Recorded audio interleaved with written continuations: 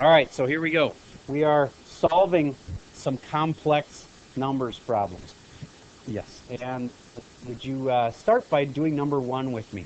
You have to get the x alone. So I'm going to subtract 1 from both sides. I get x squared equals -1. Now pause for just a moment and realize that that is impossible. X squared can't come out to a negative, can it? All right. All right, why is that impossible? Because you can't have an x squared become a negative. But I take the square root of it, and I'm just going to forge ahead anyway, and all of a sudden you'll realize that this moment, I hope you still remember, it's not x. Absolute value of x equals, and what is that? I. And I'm almost done, but I'm not done. Now I got to split it into two parts. X has to equal I, or x has to equal -I. And I know a lot of kids will just ask me, can't I just say plus or minus? And the answer is no. And let me show you why. We're going to go over and do this one, number 3. Okay? Yep. That's the answer. X equals I and x equals -I. Number 3. You're going to start by subtracting 1 on both sides, and then you'll have x plus 1 squared equals -1. Now, this is the part where I take the square root. And again, you can't just make this squared thing turn into x plus 1. It's got to be the absolute value of it. Anytime there's a variable, you need absolute values here. Equals I. And now, do you see why I can't just slap on a plus and minus on this thing? It won't work. What I have to do is have two equations. X plus 1 will equal normal I, and x plus 1 will equal -I. And then I solve those two equations. Now I know we didn't give you enough room on this thing, and I apologize for that. But if you can write smaller than me, then hopefully, yeah, that's true. You guys can zoom in. So I subtract 1 on both sides. X is equal to I minus 1. Subtract 1 from both sides. X is equal to -I minus 1. There's your two answers. Okay? So first thing you do is try to get the square root on both sides, and then don't forget the absolute values, and then don't forget you got to split it into two parts to get your final answer. Okay, I'll undo that last little action there. I'll just take things.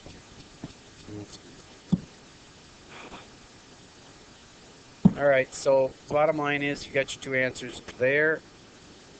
I minus 1, and there -I minus 1. All right, so I'm going to, sorry, I clear this off. Clear the ink. Now we're all back to a nice, fresh, clean slate. All right, so let's go down a little farther in this worksheet, and then they're going to ask you to graph each of the followings and identify the zeros.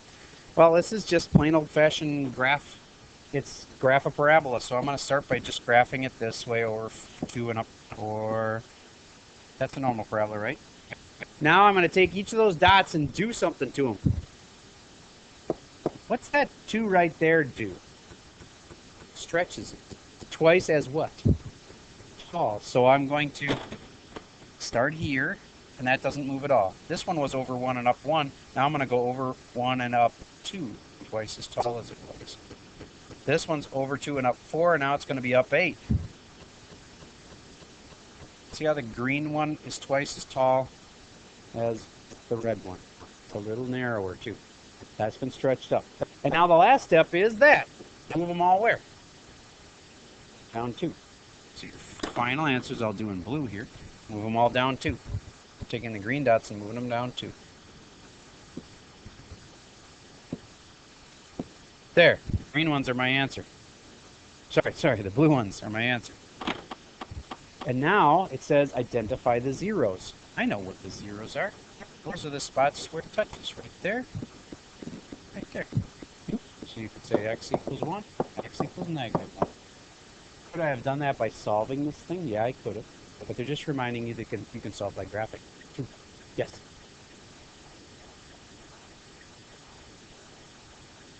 Mm-hmm.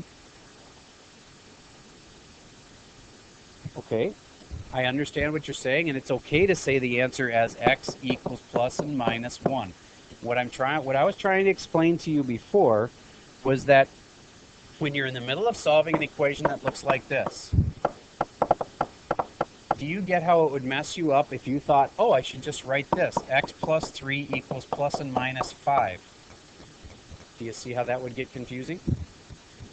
That's what I'm talking about. In a problem like this, you should split it into two parts. And yes, one of them is going to be x plus 3 is equal to positive 5. And the other one will be x plus 3 is equal to negative 5. You'll have two separate things. One with the positive, one with the negative. Because if you just slap a plus or minus right there, you're going to be lost on what to do. Okay?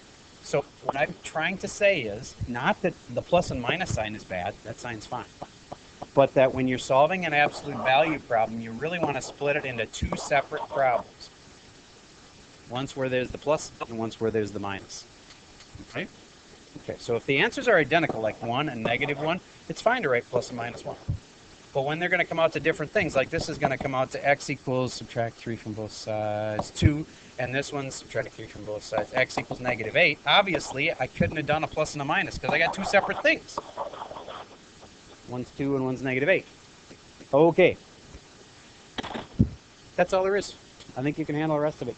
It's really not a super complicated assignment. You didn't need to learn too much to be able to do it. And now what are we going to do for the rest of the hour? Well, you have time to work on this, but I'm going to stop everybody for a moment and hand back the tests and have you look at those with me, and we'll make some corrections and stuff. So that's it for the recording.